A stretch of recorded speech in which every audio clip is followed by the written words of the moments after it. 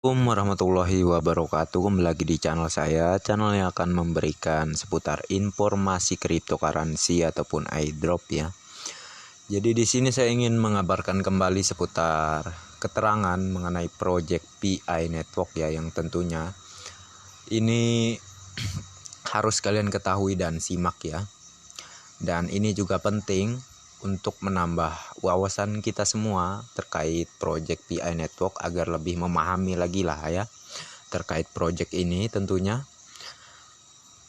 Dan sebelum saya menuju ke penjelasan apa saja yang terkait mengenai project PI Network ini, jangan lupa untuk like-nya dulu dan subscribe-nya terlebih dahulu, dan jangan lupa juga aktifkan notifikasi loncengnya agar setiap saya mengupload video-video terbaru tentunya kalianlah yang akan mendapatkan notifikasinya ya. Jadi oke, untuk penjelasannya seperti ini ya. Kita akan simak sama-sama dan usahakan jangan di-skip ya, jangan di-skip, tonton sampai selesai ya, agar tentunya tidak gagal paham ya terkait penjelasan ini tentunya ya. Jadi untuk penjelasannya seperti ini. Halo pionir, kompatibilitas atau pasar. Apa yang akan menentukan harga Pi? Oleh Profesor R. Della Rosa. Ada lebih dari 10.000 cryptocurrency di dunia, dan harga awalnya, semuanya, tergantung pada pasar atau kekuatan penawaran dan permintaan.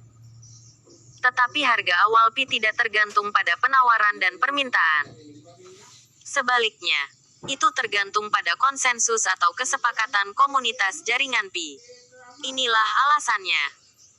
Semua cryptocurrency kecuali Pi mulai merilis koin mereka terlebih dahulu sebelum mereka membangun komunitasnya. Dalam kasus Pi, komunitas besar pertama kali dibangun sebelum koin Pi diluncurkan. Jika Anda mencetak miliaran koin tetapi tidak memiliki komunitas untuk membeli atau menggunakannya, koin Anda tidak akan berharga. Jadi, Anda perlu membuat sensasi melalui iklan untuk menarik orang agar membeli koin Anda. Bagian penting dari strategi Anda adalah menawarkan mata uang Anda dengan harga yang sangat rendah. Ini disebut penawaran koin awal atau ICO. Semua cryptocurrency dimulai dengan ICO dengan nilai mendekati nol atau sangat rendah. Dan seiring dengan meningkatnya permintaan, begitu pula harga mereka karena pasokan koin-koin ini sengaja dibatasi. Jadi, memang benar bahwa untuk semua cryptocurrency ini, harga awal ditentukan oleh pasar. Tetapi ketika berbicara tentang Pi, kasusnya berbeda karena ukuran dan demografi komunitas prabangunnya. Sekarang ada lebih dari 30 juta anggota di jaringan Pi dan diperkirakan akan segera berlipat ganda.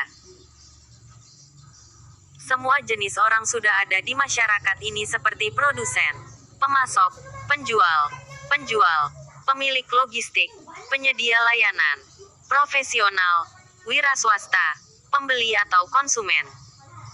Mereka semua melihat koin Pi sebagai sumber kekayaan. Mereka semua ingin menggunakan koin Pi untuk membeli barang-barang yang mereka impikan untuk dimiliki. Mereka sangat bersedia untuk menawarkan layanan dan produk mereka satu sama lain dengan imbalan koin Pi. Bahkan, sudah ada perusahaan besar yang mengiklankan produk mereka dan akan menerima eBay sebagai pembayaran.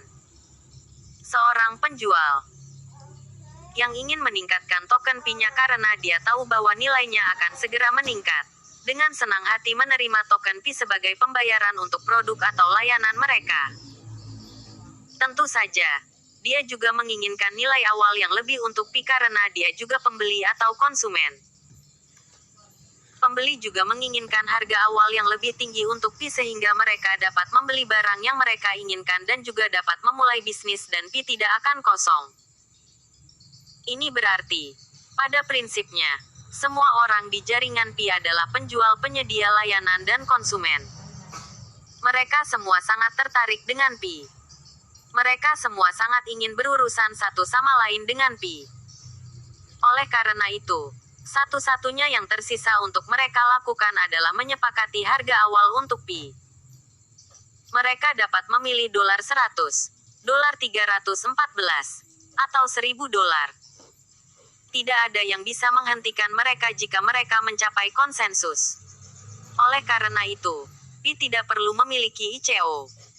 Tetapi kita juga harus memperhitungkan harga awal yang ideal untuk Pi. Karena jika terlalu rendah, itu tidak akan memulai ekonomi ekosistem globalnya dan proyek akan gagal. Jika terlalu tinggi akan menjadi barrier to entry bagi pendatang baru. Semua hal dipertimbangkan. Harga ideal untuk Pi saat diluncurkan, saya konfirmasi, adalah $100-300. Di sini, pasar masih merupakan faktor dari harga primer yang ideal tetapi bersifat sekunder. Saat Pi mulai diperdagangkan atau digunakan dalam transaksi, kekuatan penawaran dan permintaan mulai berlaku. Pasar terbuka sekarang akan mempengaruhi pergerakan harga berikut. Tapi dijamin meningkat karena efek jaringan. Saat diluncurkan, jaringan Pi akan membuat dampak besar jika harga awalnya tinggi karena orang luar akhirnya akan melihat kekayaan yang akan dinikmati anggota jaringan Pi karena koin Pi yang telah mereka tambang dengan sabar. Sekedar tambahan pandangan dari seorang profesor. Terima kasih. Oke. Jadi jika kalian sebelumnya menyimak dari awal sampai selesai, tentunya kalian tidak akan bingung dengan maksud dan tujuan yang dijelaskan. Sekian dari saya. Semoga informasi ini bermanfaat dan menambah wawasan kita lagi mengenai Project Pi Network. Dan sebelum saya menutup video ini, bagi yang belum like dan subscribe, silahkan diklik dulu, karena tentunya like dan subscribe itu gratis. Terima kasih. Assalamualaikum.